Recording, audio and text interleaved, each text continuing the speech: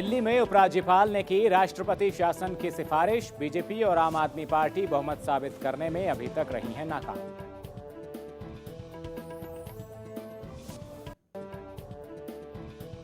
कांग्रेस ने केजरीवाल को दिया शर्तों का जवाब। कहा, मजबूत लोकपाल और पूर्ण राज्य का दर्जा दिए जाने का करेंगे समर्थन। बाकी 16 शर्तें हैं प्रशासनिक।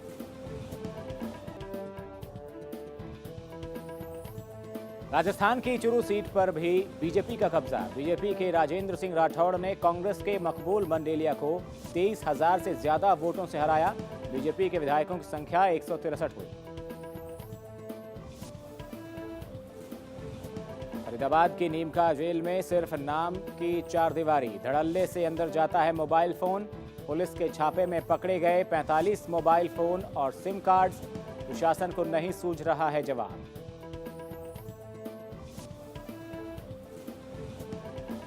वसंत कुंज सामूहिक दुष्कर्म मामले को आज 1 साल हुआ पूरा।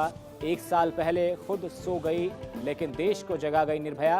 बावजूद इसके महिलाओं पर नहीं रुक रहे हैं जुल्म।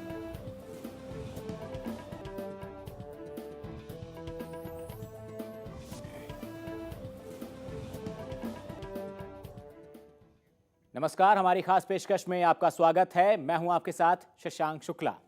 16 दिसंबर, ये एक तारीख नहीं बल्कि दिलों को झकझोर कर रख देने वाली उस कहानी का शीर्षक है जिसने राष्ट्रपति भवन समेत पूरे राष्ट्र को हिलाकर रख दिया। ये कहानी है निर्भया की, जिसने दर्द की उस हद को छुआ जिसको सोचने भर से आपकी, मेरी, हम सब की रूह तक कांप उठे। आज उस घटना को पूरे 1 साल हो चुके हैं।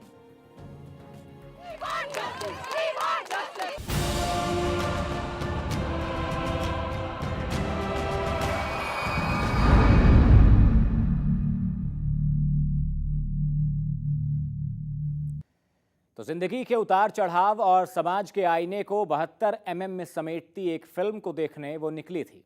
उसे लगा कि वो देश की राजधानी दिल्ली में है, जहां समाज काफी सभ्य है। लेकिन गुनाह उसके किस्मत का नहीं, समाज में छिपे भेड़ियों का था जिसका वो शिकार हुई। मैं अपने दोस्त के साथ साकेत के सिलेक्ट सिटी मॉल से लाइफ ऑफ पाई देखकर लौट रही थी। हमने वहाँ से ऑटो लिया और मुनिरका पहुँचे। यहाँ पर हमें एक सफेद रंग की बस नजर आई। कंडक्टर कह रहा था कि बस पालम से द्वारका जा रही है। मुझे उसी ओर जाना था। हाय, कितनी बेरहम थी मेरी किस्मत। हम दोनों उसी बस में बैठ गए। हमने 20 रुपए की टिकट खरीदी। बस में पहले से 6 से 7 लोग बैठे थे। भूल हुई थी मुझसे कि मुझे लगा वो सभी मुसाफिर हैं। मुझे तब नहीं पता था कि वो इंसान के वेश में भेड़ियों का झुंड है। मैं अगली सीट पर जाकर बैठ गई। बस में पीले पर्दे और लाल सीटें थी। खिड़कियां बंद थी जिन पर काली फिल्म चढ़ी हुई थी। कोई भी रात के उस वक्त उन शीशों से बाहर से अंदर नहीं देख सकता था।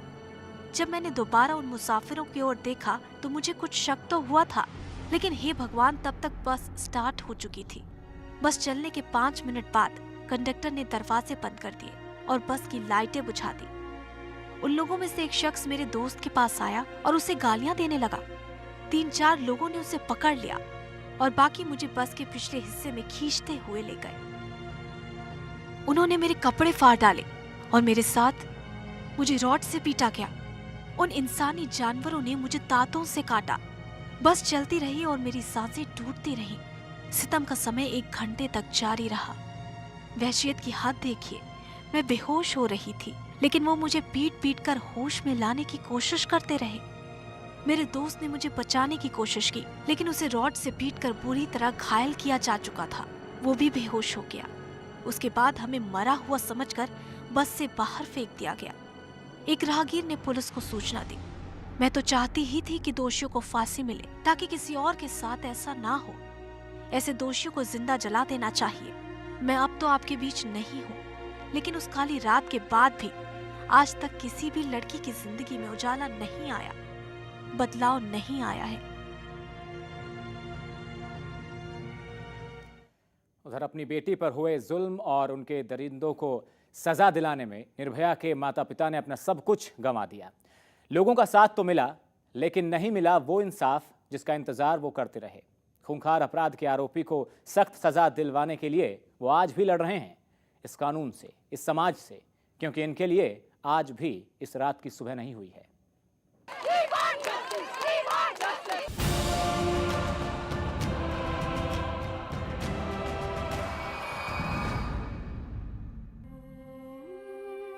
मुझ पर जो जुल्म हुए, मुझ पर जो ज्यादतियां हुई, वो तो फिर भी मुझ तक रही। लेकिन माँ बाबा, मेरी आंखों में आंसू तब आते हैं जब मुझे याद करके आप तड़प उठते हैं। आप मुझे देख तो नहीं सकते, पर मुझे हर पल महसूस जरूर करते हैं, ये मैं जानती हूँ। मुझ पर हुए जुल्म का इंसाफ मुझे मिले, इसके लिए आप आज भी लड़ रहे हैं।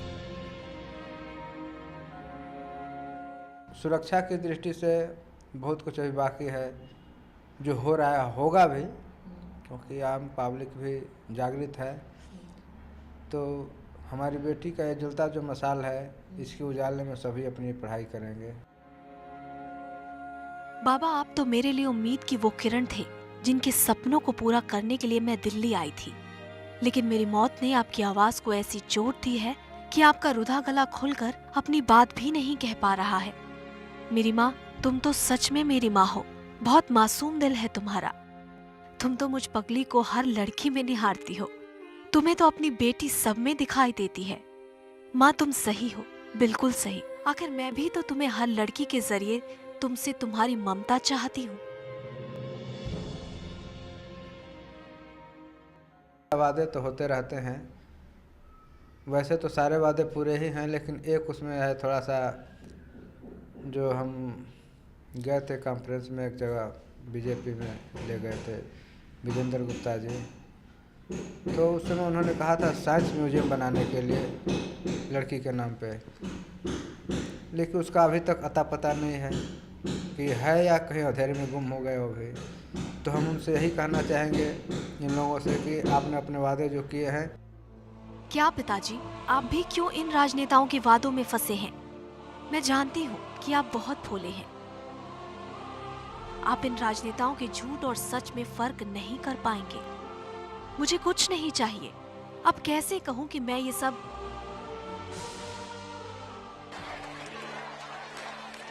मुझे तो बस हर लड़की की सुरक्षा चाहिए और कुछ नहीं। देखिए, हम तो सबको यही कहेंगे, चाहे सरकार हो, चाहे प्रशासन हो, चाहे जो कोई भी हो, कि जैसे सब कुछ बदलाव आया है, बदलाव की शुरुआत हुई है, तो उस पे हर सिस्टम पे जागृति से काम होए, और तो शायद लड़कियों की सुरक्षा के लिए बहुत कुछ फायदा होगा। और लड़कियों के लिए तो यही संदेश है कि वो खुद को अपने को छुपाए नहीं, उनके साथ जो कुछ भी होता है वो सामने आए, रिपोर्ट करें, मुजरिमों को सजा दिलाएं। बस माँ, बस करो। तुम्हारा हर एक शब्द मेरे आंसुओं की हर एक बूंद में झलकता है। धन्य हो तुम माँ, जो मुझे खोने के बाद भी इस मजबूती से मुझ जैसी तमाम अबलाओं को जगा रही हो। निर्भया के पेरेंट्स जिन्होंने कहा, सरकार को भी कहा कि जो महिलाओं को सम्मान देना चाहिए वो पूरा एक कानून बनाकर उसमें कड़ी सुरक्षा देनी चाहिए। इसके साथ साथ लोगों को भी, फीमेल्स को भी एक मैसेज दिया गया है कि अपनी रक्षा करें, बाहर निकलें और इस तरह के मामलों से बचें। कैमरा पर्सन तिलक के साथ निशी बजाज, दिल्ली।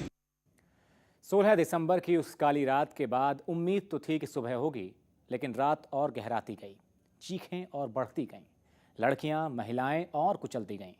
बदलाव की आवाज तो उठी, लेकिन वहशियों के कुचक्र से कई और की इज्जत उतरती रही।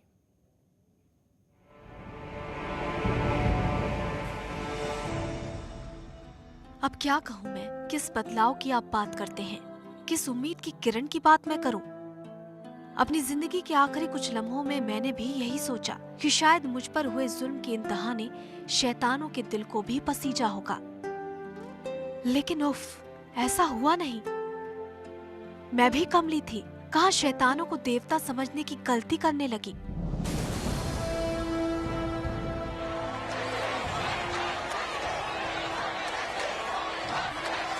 अरे समाज से आवाजें तो खूब उठी मुझे इंसाफ दिलाने की। लोगों के दिल में दबा गुस्सा भी खूब उबला। 6 दरिंदों को फांसी के तख्ते तक पहुंचाने की चीखें भी खूब उठी। लेकिन मैं क्या कहूँ, किसकी तारीफ करूँ? उनकी जिसने ये सब कुछ किया सिर्फ मेरे लिए? क्यों जब मेरी नजर जाती उन लड़कियों की ओर जो हर रोज निर्भया बनती हैं, रौंदी जाती हैं, उनके दर्द को महसूस कर तो मेरी आत्मा चीख उठती है। ये सच नहीं तो और क्या है कि साल 2012 में दुष्कर्म के 706 मामले सामने आए, वहीं 2013 में अब तक 1450 लड़कियों की अस्मत को तार-तार किया गया। अरे किस बदलाव की बात करते हैं आप? महिलाओं से होने वाले यौन उत्पीड़न के मामलों की गिनती मेरे मौत के बाद बढ़कर 3200 के आंकड़े तक पहुंच गई है। अरे कौन सा समाज भगवान से मेरी जिंदगी वापस लौटाने की गुहार लगाता है, जिस समाज की छेड़छाड़ के ही 850 मामले इसी साल सामने आ चुके हैं? किस मुंह से जवाब देंगे आप सब मेरे सवालों का? अरे किस हक से आप जाते हैं राष्ट्रपति भवन मेरे लिए? मुझ जैसी तमाम अभागी लड़कियों के लिए आवाज किस हक से उठाते हैं आप? हम जैसी अबलाएं ना तो बाहर सुरक्षित हैं और ना ही हमारे खुद के घरों में। सुनिए, गौर से सुनिए, सच क्या है। 16 दिसंबर के बाद कुछ हद तक तो सेफ्टी हुई है, बट प्रॉपर अगर हम कहें कि हाँ पूरी तरीके से, तो अभी भी यहाँ पे सेफ्टी नहीं है। अभी भी जिस तरीके से हम घूम रहे हैं, यहाँ पे कुछ भी छेड़खानी हो जाए या कुछ भी हो जाए तो नोबडी विल कम फॉरवर्ड। सब खड़े होकर सिर्फ तमाशा देखेंगे। यहाँ पे कोई पुलिस नहीं है, कोई कुछ नहीं है कि कुछ एट अ टाइम अगर कुछ हो जाए तो। Yes, sometimes it depends on where I am going and how I am commuting. So if that is isolated place, whether it is a day or night, I don't feel safe, right? So if it is CP, I think I feel safe there. बाहर निकलते हैं, अगर एक traffic ही suppose कीजिए वो जा रहा है, जिस रोड साइड पे हम लोगों को निकलना है वहाँ के लिए अगर हम जेंट्स से ज़रा भी बोलते हैं तो अपोजिट में हमें ये मिलता है कि आके या तो बाइक पे बैठ जाओ, इस तरीके से बोलते हैं बाइक पे बैठ जाओ, अदरवाइज जाके आप ट्रैफिक पुलिस को कंप्लेन कर दो। बसेस इतनी ओवर क्राउडेड होती हैं, आप कहाँ तक प्रोटेक्ट करेंगे? वहाँ पे आप हर बंदे के पीछे किसी को नहीं छोड़ सकते ना। आप बस में चढ़ोगे, चढ़ते टाइम कोई टच करेगा, बैठोगे जो बगल में बैठा है वो भी टच करेगा, जो खड़ा है वो भी टच करेगा, तो आप कहाँ तक प्रोटेक्ट करोगे? 669 लड़कियां तो अपने घरों में दुष्कर्म का शिकार हुई हैं। हमें तो कहीं जाने का भी हक नहीं। 37 दुष्कर्म के मामले तो होटलों में, 24 मामले तो पार्कों में, और ना जाने कितनी जगहों पर समाज के दरिंदे मुझे अपना शिकार बनाते हैं। हर रोज, हर वक्त शर्म आनी चाहिए, शर्म। निर्भया केस में भी इंडिया गेट के बाद इसी जंतर मंतर से ही महिलाओं की सुरक्षा को लेकर आंदोलन छेड़ा गया था। कई दिन तक हर वर्ग के लोगों ने यहीं पर ही इस आंदोलन को अंजाम दिया था। सभी की एक ही मांग थी सरकार से कि महिलाओं की सुरक्षा को लेकर कोई ठोस कानून बनाया जाए, देश में बढ़ रही आपराधिक घटनाओं को रोका जाए। काफ़ी दिन तक चलने वाले इस आंदोलन में लाठीचार्ज भी हुआ था, कई लोग घायल भी हुए थे। सवाल ये है कि सरकार के हालांकि प्रयासों में कमी रही है, वो सब जानते हैं, लेकिन इसके साथ साथ हम लोगों की भी जिम्मेदारी बनती है कि हम लोग अपने दिमाग में पल रही गंदी सोच को वहीं पर ही समाप्त करें और देश में महिलाओं को सम्मान और समृद्धि से आगे की ओर बढ़ाएं। दिल्ली जागी है, देश जागा है।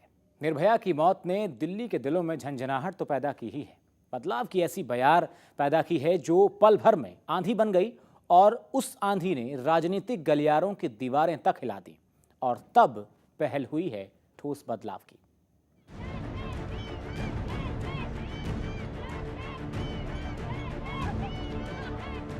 ऐसा नहीं है कि 16 दिसंबर की रात को निर्भया के साथ हुए जुल्म के बाद समाज नहीं जागा।